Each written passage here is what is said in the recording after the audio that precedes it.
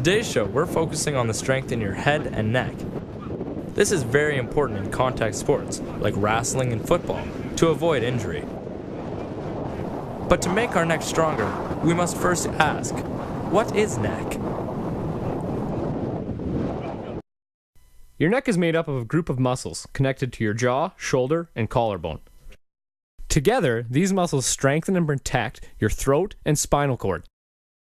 The main muscles used to move your head are the trapezius muscle, the scalene muscles including the anterior, middle, and posterior muscles, and the sternocleidomastoid muscle used to nod your head.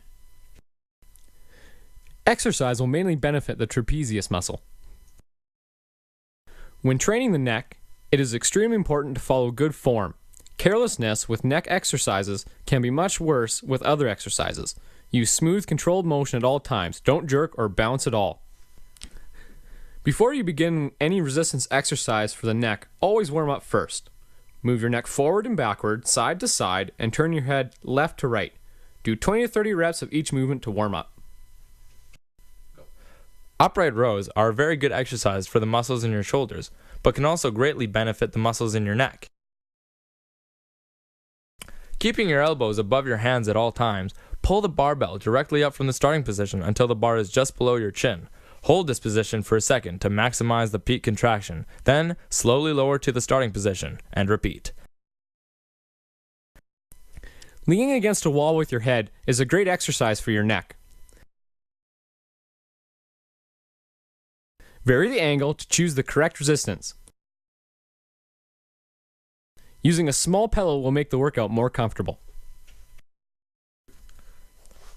Shoulder shrugs are excellent for working the traps and neck muscles. It also works the forearms from gripping the weights.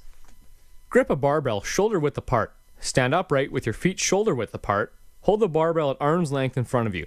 Keep your arms straight during the entire movement. Sag your shoulders downward as far as you can. You'll feel your traps stretch. Hold this position for a second. Shrug your shoulders upward and squeeze your traps at the hold. Hold this position for a second. Repeat. Adding resistance to your stretches can also turn them into beneficial exercises. Place each end of a towel in each of your hands and wrap it around your head. Pull on the towel in the opposite direction of your stretch to create the resistance.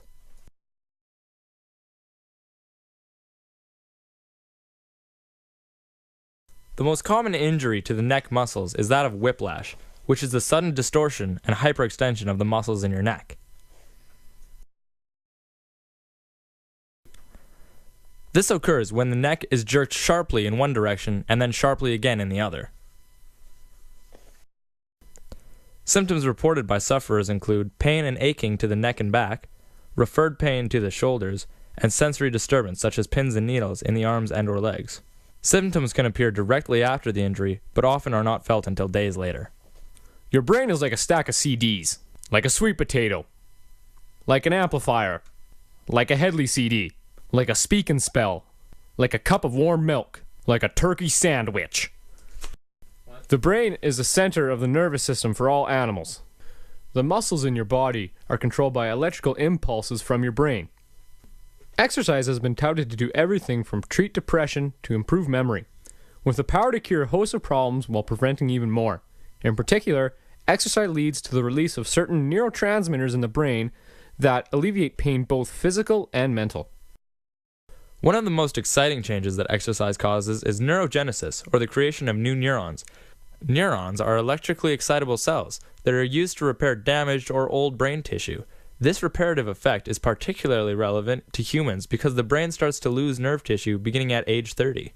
However, the exact mechanism behind the neurogenesis is still being explored. Exercise reinforces the connections between neurons, creating a denser tissue in the brain, which is then better able to process and store information. It's easy to see how regular exercise improves both your physical and mental health.